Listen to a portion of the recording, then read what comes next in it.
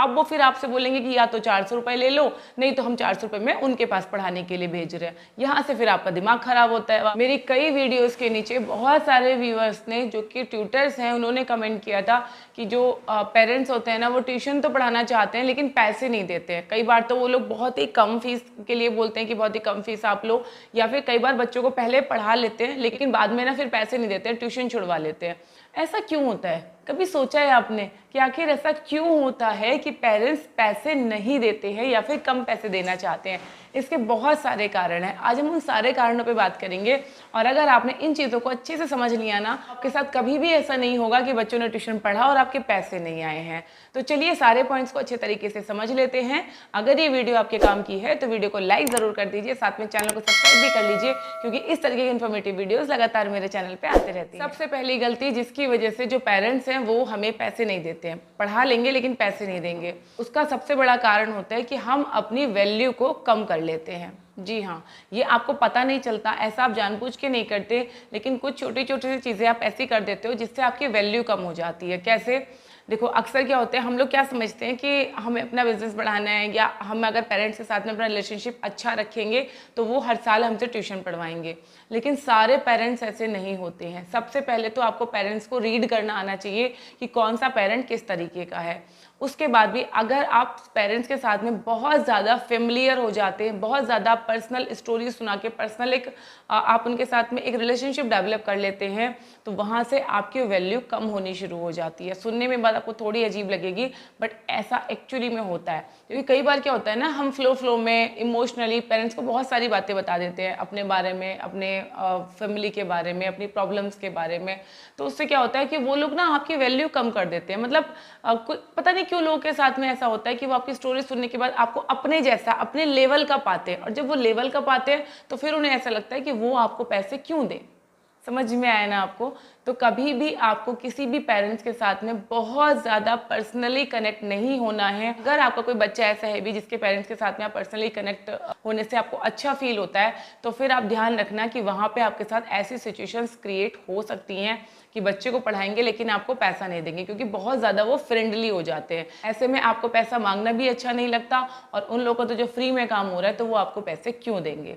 तो पहली चीज़ ध्यान रखो कि कभी भी किसी पेरेंट के साथ में बहुत ज़्यादा पर्सनल रिलेशनशिप बनाने की कोशिश मत करो। दूसरी गलती हम लोग क्या करते हैं, अगर आप नया नया स्टार्ट कर रहे हो ऐसे केस में, तो खास करके आपको ये ध्यान रखना है कि आपकी फीस बाकी से थोड़ी कम हो, लेकिन ये बहुत ज़्यादा कम भी नहीं होनी चाहिए, इससे भी आपकी वैल्यू कम होती है।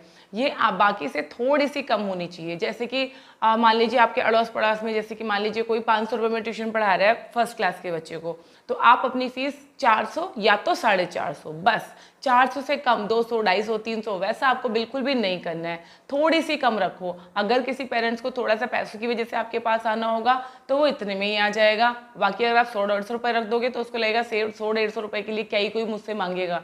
तो ऐसा भी पेरेंट्स सोचते हैं कि इतने से पैसे के लिए कोई मांगेगा थोड़ी मेरे से, छोड़ो, कोई ज़रूरत नहीं है देने की। तो इस तरीके से भी चीज़ें हो जाती हैं। तो आपको क्या करना है, अपनी फीस बाकी लोगों से थोड़ी सी तो कम रखनी है, लेकिन बहुत ज़्यादा प्राइस आपको डाउन नहीं करने हैं। ये चीज़ का ध्यान रखना। तीसरी एक सबसे बड़ी गलती हम लोग क्या करते हैं, हम लोग बच्चे को पढ़ाते तो हैं, सारे ट्यूटर बहुत मेहनत करते हैं और हम दिल से चाहते हैं कि बच्चा अच्छा करे, लेकिन हम ये चीज़ ना पेरेंट्स को नहीं बताते हैं। जी हाँ, अभी आपको क्या करना है, आगे से इस चीज़ का ध्यान रखना। अब तक जो हो गया उसको भूल जाओ, आगे से एक रूल बना लो कि आपको क्या करना है। जब भी कोई बच्चा आपके पास में आए उसका पुराना रिजल्ट आप ज़रूर देखें। पुराने टेस्ट में वो कैसे नंबर लेके आ रहा है, क्लास टेस्ट में या लास्ट ईयर के क्लास में उसके कितने मार्क्स आए हैं, उसको बुक रीडिंग कितना आता है, कितनी वो चीज़ें पढ़ पाता है, कितने उसको फॉर्मूलाज आते हैं। इन सब का ना एक रफ आप एक आइडिया ले लीजिए, और जब भी पेरेंट्स आपके पास आएँ आप उनको वो चीज़ ज़रूर बताना, और फिर जो जो वो इम्प्रूव कर रहा है हर इम्प्रूवमेंट की डिटेल्स पेरेंट्स को आप ज़रूर दीजिए। जैसे कि मान लीजिए आपने उसको 1 महीना ट्यूशन पढ़ाया या 2 महीने से आप बच्चे को ट्यूशन पढ़ा रहे हो और उसके क्लास टेस्ट आ गए या हाफ ईयरली टेस्ट आ गए, उसमें बच्चे के जो भी मार्क्स आए हैं अगर वो पहले से इम्प्रूव हुए हैं तो उस चीज़ को पेरेंट्स को आप स्पेसिफिकली ज़रूर बताना कि देखो पहले इसके मार्क्स इतने थे, मैंने इसको 2 महीने पढ़ाया है और देखो इसी सब्जेक्ट में जहाँ जहाँ ये वीक था वहाँ इसने इतना इम्प्रूवमेंट किया है। क्योंकि कई बार क्या होता है, हम तो बताते नहीं है, हम सिर्फ अपने काम में पूरा ध्यान देते हैं, हम तो बताते नहीं है। अब पेरेंट्स का क्या है कि उन्होंने उस चीज़ पे ध्यान तो दिया नहीं है। अब मान लीजिए आप 500 रुपये में ट्यूशन पढ़ा रहे हो, आपके पड़ोस में कोई 450 में 400 में पढ़ाने लग रहा है। तो पेरेंट्स को क्योंकि ग्रोथ का तो पता ही नहीं है, आपने उसके बारे में बताया ही नहीं है, खुद उन्होंने देखा ही नहीं है, तो वो लोग क्या करेंगे, सिर्फ 50-100 रुपए के लिए बच्चे का ट्यूशन दूसरी जगह लगा देंगे, आपसे छुड़वा देंगे। अब वो फिर आपसे बोलेंगे कि या तो 400 रुपए ले लो, नहीं तो हम 400 रुपए में उनके पास पढ़ाने के लिए भेज रहे हैं। यहाँ से फिर आपका दिमाग खराब होता है, आपको लगता है कि यार 500 की बात तय होती है, अभी 400 रुपए दे रहे हैं, फिर आपको गुस्सा आता है, बोलते हो जहाँ जाना है जाओ। ऐसा होता है ना सबके साथ में।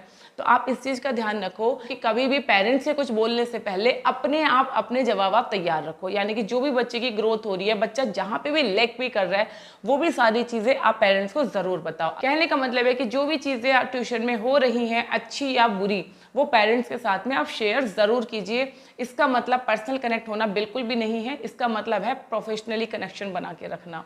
अगर आप प्रोफेशनली कनेक्शन बना के रखते हैं तो डेफिनेटली ये आपकी वैल्यू को भी बढ़ाता है और आपके ट्यूशन के, आपके काम की वैल्यू को भी बढ़ाता है। इन सारी चीज़ों पे आप ज़रूर ध्यान दीजिए। अगर आपने इन चीज़ों पे काम कर लिया ना, तो डेफिनेटली इससे आपकी काम की वैल्यू भी बढ़ेगी, आपके पास और बच्चे भी आएंगे, क्योंकि इन सब चीज़ों से क्या होता है कि पेरेंट्स को लगता है कि आप उनके बच्चे के लिए कंसर्न है। और हर पेरेंट यही चाहता है कि जो भी उनका ट्यूटर है या स्कूल में टीचर है, वो उनके बच्चे के लिए स्पेसिफिक कंसर्न दिखाए। तो आप थोड़ा सा कंसर्न दिखाइए, पर्सनली कनेक्ट मत होइए और अपनी वैल्यू को बना के रखिए, तो डेफिनेटली आपके पास बच्चे भी ज़्यादा आएंगे और पेरेंट्स आपके पैसे लेके भागेंगे भी नहीं। तो फ्रेंड्स, आई होप कि आपको ये जानकारी ज़रूर पसंद आई होगी। इस तरीके का और कंटेंट देखने के लिए चैनल को सब्सक्राइब कर लीजिए। चलिए मिलते हैं नेक्स्ट किसी वीडियो में, तब तक के लिए नमस्कार।